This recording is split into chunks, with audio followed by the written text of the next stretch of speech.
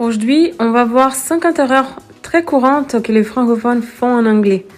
Même avec un bon niveau, certaines erreurs reviennent souvent parce qu'on traduit directement du français. Dans cette vidéo, je vais vous montrer ces erreurs, vous expliquer pourquoi elles sont incorrectes et surtout vous donner la bonne façon de parler anglais naturellement. La première, c'est une erreur classique. J'entends souvent mes élèves parler comme ça malgré le fait que je répète encore et encore. Mais c'est normal, c'est à force de revoir les notions qu'on apprend. Et donc, comment est-ce qu'on dirait « je suis d'accord » en anglais?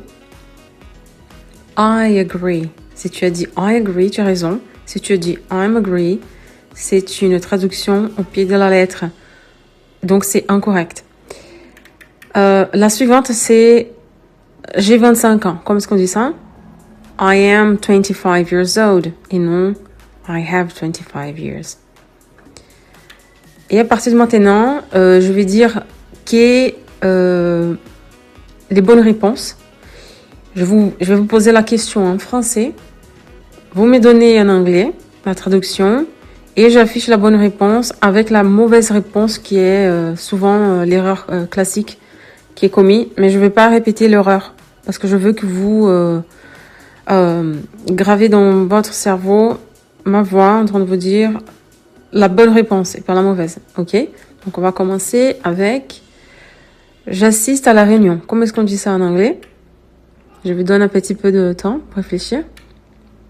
J'assiste à la réunion. I attend the meeting. I attend the meeting. Voilà. Je répète avec moi parce que c'est une bonne façon de mémoriser et aussi pratiquer la prononciation. Je passe un examen. Je passe un examen. I take an exam. I take an exam. Je suis intéressée. Comment est-ce qu'on dit ça en anglais? I'm interested. I'm interested. Si tu dis I'm interesting, ça change complètement. Ça veut dire que toi, tu es intéressant. Donc, si je dis I'm interesting, je suis intéressante. C'est pas ça que tu veux dire, n'est-ce pas? Tu veux dire que peut-être que tu es intéressant aussi. Mais tu veux dire je suis intéressée. Donc, I'm interested. I'm interested. Et je m'ennuie. Comment est-ce qu'on dit je m'ennuie? I am bored. I'm bored. Si tu dis I'm boring, ça veut dire que tu es ennuyeux. Et si ça ne veut pas dire la même chose. Je prends une photo. I take a picture. Ou I take a photo. I take a photo. Or I take a picture. Je vois souvent dans l'anglais américain, a photo. Picture, c'est plutôt l'anglais britannique. Je fais une erreur. Je fais une erreur. I make a mistake. I make a mistake.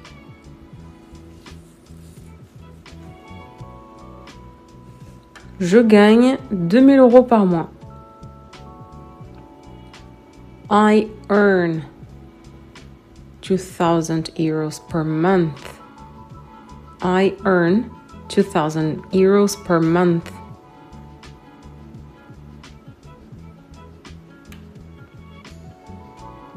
Maintenant, j'aimerais parler des faux amis fréquents.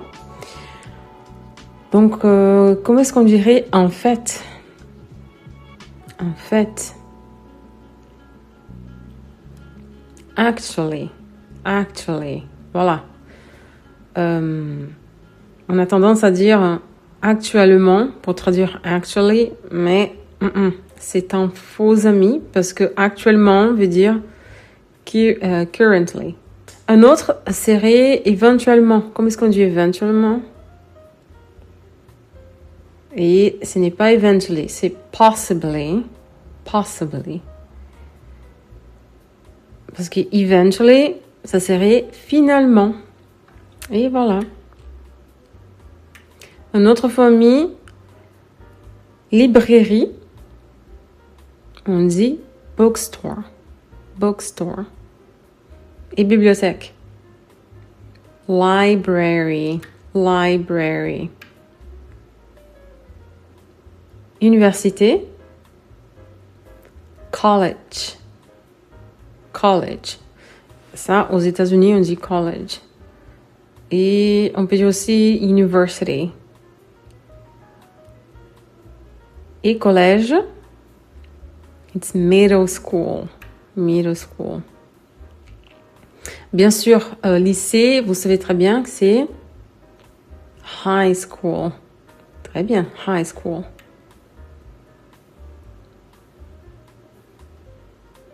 Alors, comment est-ce qu'on dit un endroit? Un endroit. Je sais que tu peux dire a place, mais tu peux dire aussi a location. Location. Ok? Alors, si on est en train de parler d'une location de logement, tu vas louer un endroit dont tu cherches une location. Comment est-ce que tu dis ça? On ne dit pas location. Parce que ça, c'est un droit, on vient de l'apprendre. On dit rental. A rental. I'm searching for a rental. Je cherche une location. Maintenant, on va parler de quelques prépositions pièges. In, on, at, etc. Donc, par exemple, comment est-ce que tu dirais dans le bus? Donc, par exemple, je suis dans le bus. On the bus. On utilise on pour les transports publics. Donc, tout ce qui est bus, train, avion. I'm on the bus. Je suis dans le bus. Allez, on va voir si tu as compris. Comment est-ce qu'on dirait? Elle a laissé son sac dans le train. Très bien. She left her bag on the train. Nous nous sommes rencontrés dans l'avion.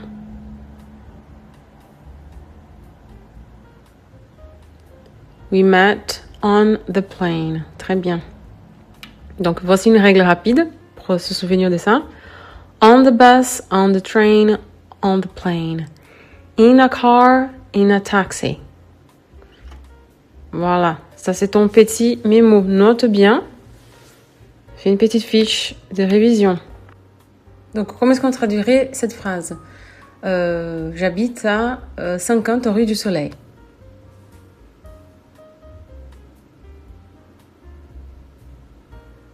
She lives at 50 Soleil Street. Ou je peux dire at 50 rue du Soleil. Tout simplement parce que les noms des rues se traduisent souvent en gardant le mot principal. Tu peux le traduire ou pas. Mais bon, on focalise ici sur la préposition. Donc, je vais te donner un autre exemple. Il habite au 12 rue Victor Hugo. He lives at 12 Victor Hugo Street. Très bien. Et un dernier exemple. Mon bureau est au 5 avenue des Champs-Élysées. Donc, bureau, c'est office. Donc, ça donne My office is at 5 Champs-Élysées Avenue.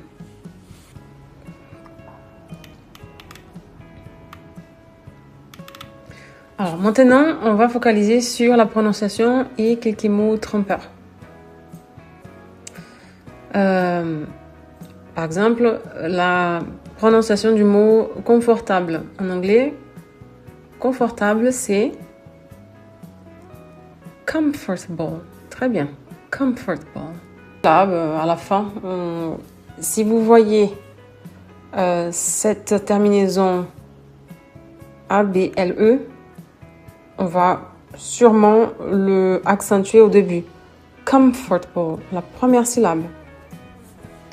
Pareil pour vegetable. Vegetable. D'accord, qui veut dire les légumes. L'accent primaire tombe ici sur la première syllabe. Vegetable. La prononciation du mot hôtel. Comment est-ce qu'on dit hôtel en anglais? Hotel. Hotel. D'accord, souvent on dit hotel et on prononce pas le H ici le H, il est aspiré. Je sais qu'en anglais, parfois le H est aspiré et parfois il est muet. Donc pour le mot hôtel, hotel, c'est aspiré, on le prononce comme ça. Hotel. En revanche, pour heure, comment est-ce qu'on dit heure? Hour. Très bien, donc ici c'est muet. On n'entend pas le R. Hour. Et après, une petite confusion pour ces mots. Plage, comment est-ce qu'on dit plage? Il faut bien prononcer la voyelle qui est longue, ok, pour pas faire la confusion. So, beach, beach. Parce que si on prononce avec le i court, ça, c'est une autre chose. Tu sais très bien de quoi je parle. Donc la différence, je vais vous dire. Beach. Voilà. Tu sais très bien qu'est-ce que ça veut dire. Et beach. Beach. Et beach. Beach. Voilà. Alors, ces phrases-là, comment est-ce que tu dis « j'ai froid » ? I am cold. I am cold. Et j'ai un rhume. I have a cold. I have a cold. Il ne faut pas confondre ça. Pareil pour j'ai faim. I'm hungry. I'm hungry. Tu dis pas I have hunger. C'est pas ça. Pareil pour j'ai soif. I'm thirsty. I'm thirsty.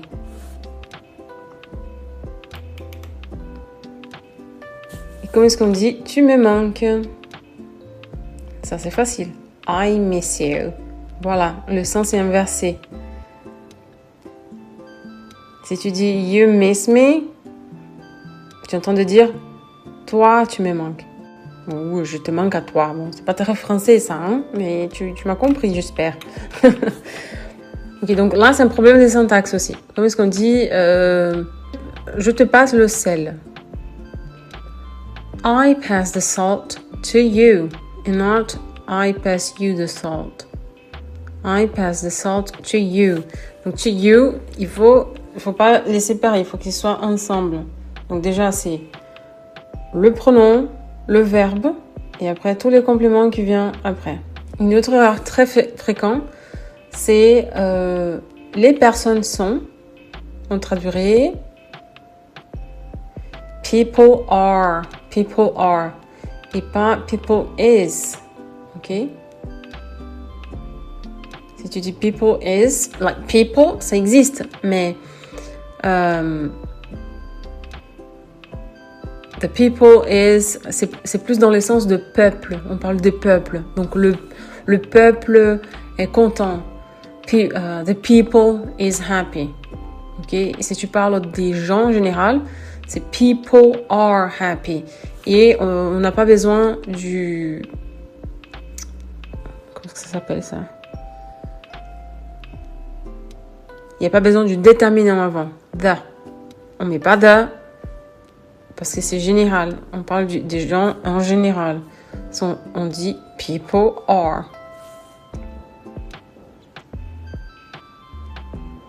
Une autre erreur très fréquente, c'est information.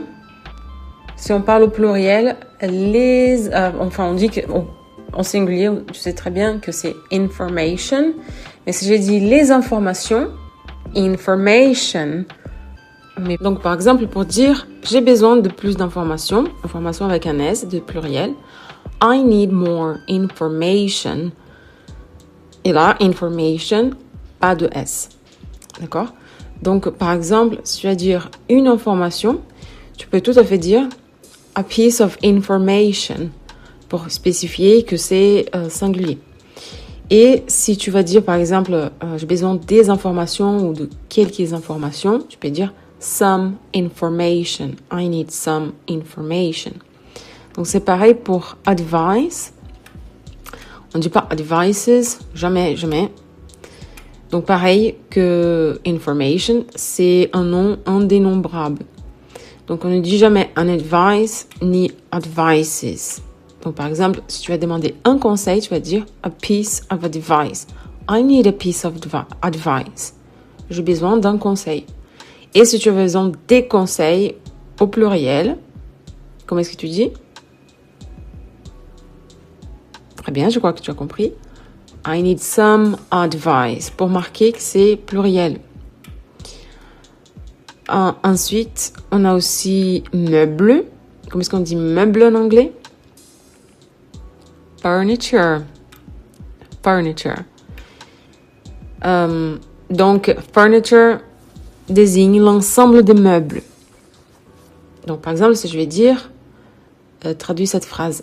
Les meubles sont neufs. The furniture is new. Is new. Même si en français, on a dit les meubles, en anglais, on va pas ajouter des S. C'est déjà pluriel comme ça. Donc, pareil que les autres, un meuble, a piece of furniture, et des meubles au pluriel, some furniture. Ensuite, on a bagage. Comment est-ce qu'on dit bagage en anglais? Luggage. Luggage.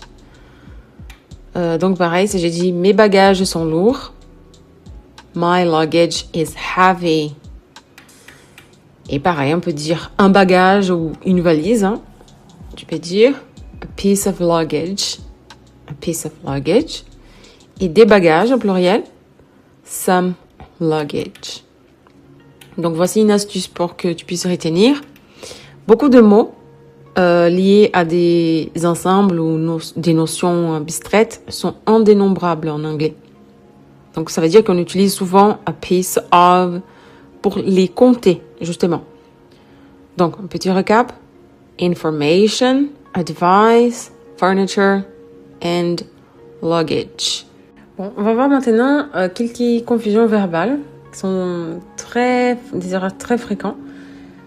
Comment est-ce que tu dirais « Je te prête de l'argent » I lend you money. I lend you money. Donc, borrow, c'est emprunter et lend, prêter.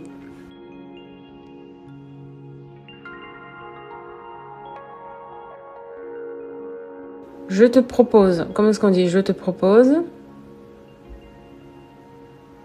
I suggest. Ok, donc là, je suis en train de suggérer. Par exemple, j'ai suggéré une idée. I suggest. Et tu dis I propose. To propose, ça veut dire autre chose en anglais. Ça veut dire demander quelqu'un en mariage.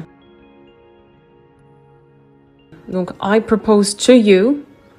Je te demande en mariage. Donc, I suggest, c'est mieux que I propose. Je t'explique. For sure. I explain to you. Donc, toujours avec to. Après, explain. J'ai hâte de te voir.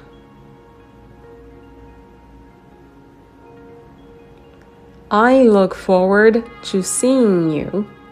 Après, look forward to, on met toujours les gerundifs ing. Maintenant, on va voir des erreurs typiques. Même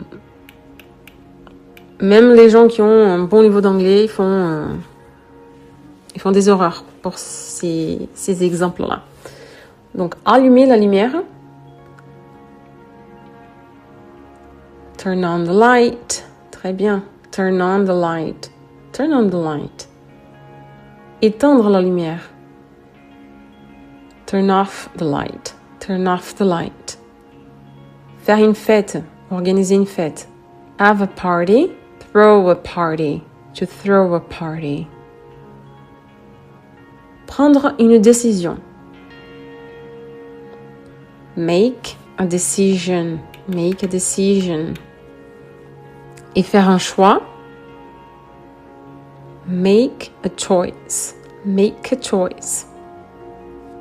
Et voilà, j'espère que cette vidéo vous a plu. N'hésitez pas à partager, à vous abonner, à me suivre pour apprendre plus. Je t'invite à regarder la vidéo à nouveau pour bien enregistrer en tête.